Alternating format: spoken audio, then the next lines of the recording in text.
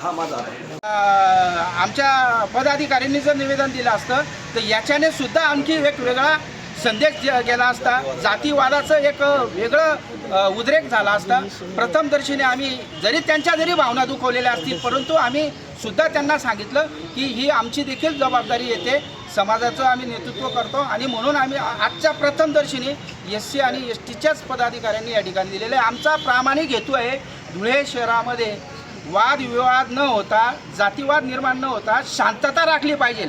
आम्हाला माहिती आहे हे आम्ही निवेदन दिल्यानंतर दोन प्रवाह असतात, आम्हाला देखील ट्रोल केले जाईल, परंतु आमच्याला ट्रोल केलं, आमचा निषेध केला, आम्हाला त्याची पर्वा नाही।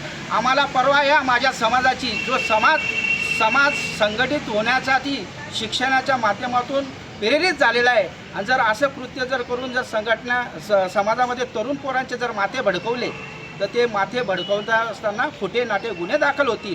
आणि हा जो कार्यक्रम आहे हा महाराष्ट्र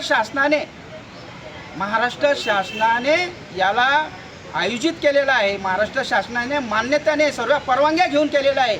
म्हणून जर तुमचं निर्देशन काय असतील तर तुम्ही महाराष्ट्र शासनाच्या दरबारी तुम्ही तिथं मांडा। तुम्ही त्या महायुतीच्या घटक पक्षातील एक मोठे पदाधिकारी आहात, तुम्ही संदेश उद्या उठून काय देताय? या ठिकाणी अनेक ठिकाणी धुळे शहरामध्ये बॅनर लावलेले।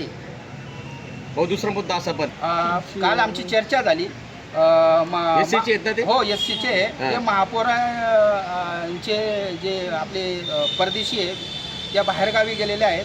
नागसेन बोरसे हे बँगलोरला त्यांच्या उपचारासाठी गेलेले आहेत। नागसेन नाही बोलू मी, महापौर हा पण नाही, जे नाही आलेले आहेत त्यांच्या बाबतीमध्ये बोलतो। मी महापौर विचारतोय, महापौर हे बाहेरगावी त्यांचे पुण्याला त्यांच्या यांच्याकडे गेलेले आहेत।